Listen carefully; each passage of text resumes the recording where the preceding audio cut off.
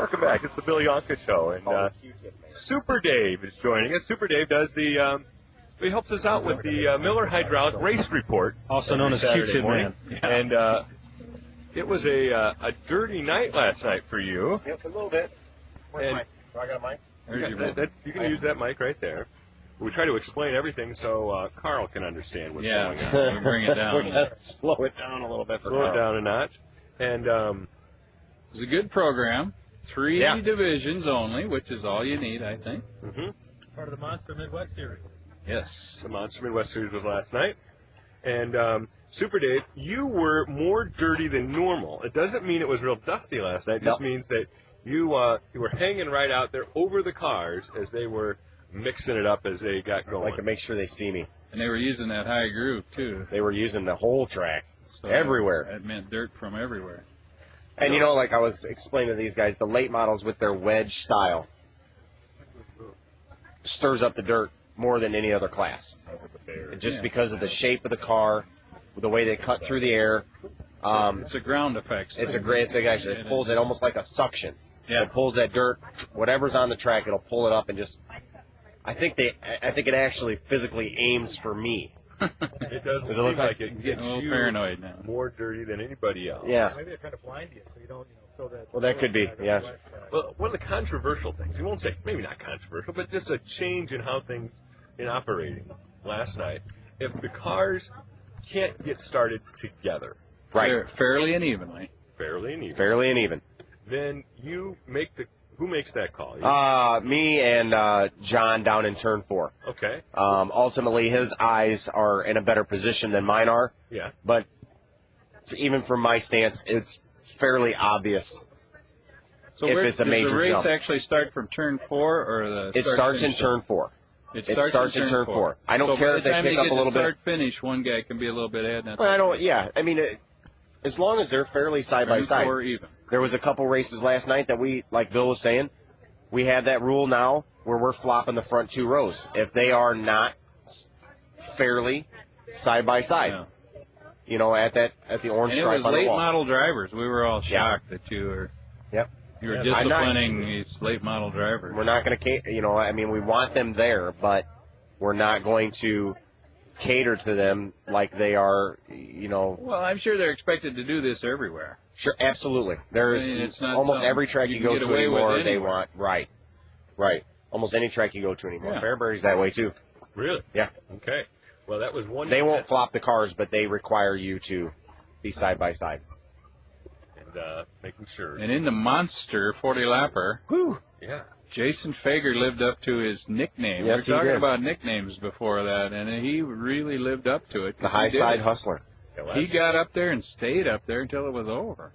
And it seemed like he was doing it a little bit more dramatic than anybody else at the Speedway last night. He was putting his car in. I saw him make a pass, and with me scanning the racetrack like I need to do, it's hard for me to watch any particular car the entire race, obviously. But I remember one pass that he made. In his heat race, he came up there, and it didn't look he like did there it was in the enough feature room. too, and he did almost the same spot in the feature. And he talk about using all the track. Oh boy, he put that thing in a spot where it was just wide enough for his car to fit through there, and I don't even think he touched the wall or the car that he was passing. He's probably good at parallel parking. Yeah, he probably at high speed. At high speeds, yeah, with the emergency brake. Yeah. Slide that thing right in there. It's like that move in the heat race we described as coming home at 60 miles an hour, turning a corner, and going into your garage and parking it. Yeah. A bit like that. Yeah, swinging in there backwards. Yeah. Right. Well, that was last night at Kankakee County Speedway, talking to Super Dave, the flagman, and soap maker here at the Farmers Market. Well, you don't do the flag. I'm the soap wrapper. You don't actually make soap. No, assistant I wrap them. Okay. I do the shrink wrapping and then the paper wrap on top of the shrink wrapping. Vice President in charge. And I leave the ends open so people can smell them. But your wife, April. She's made the head scorer at the Speedway. She get dirty last night? The soap. No, they don't get dirty up there. Oh. It's hard for them to hear sometimes because the noise really echoes underneath that roof. Oh, yeah. But, no, they stay pretty clean up there. Well, also, And in the last you want to do the other well, I can categories? do another category. In the modified division, Oh yeah.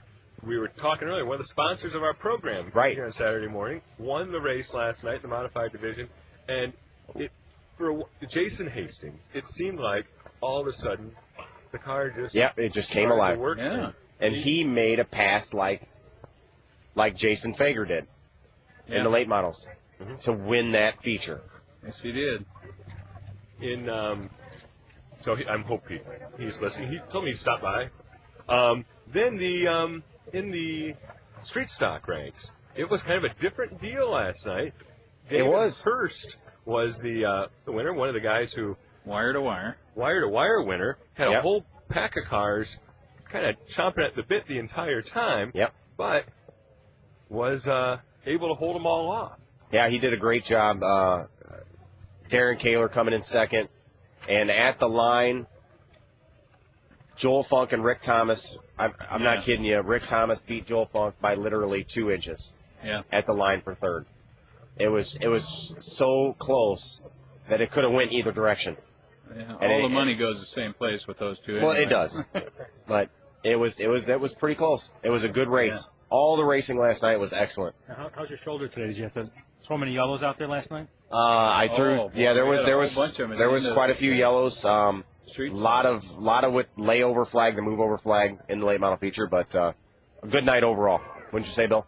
I would say so. Yeah. And Super Dave, thanks for Thank you guys. us. And did a fine job once again. Great action last night at the Kankakee County Speedway.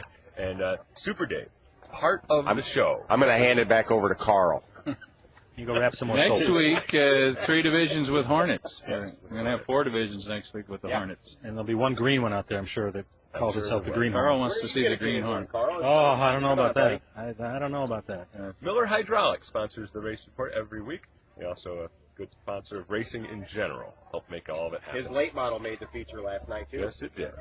Exciting. Steve Thorson. Yes, he made the feature last night. Very good for him.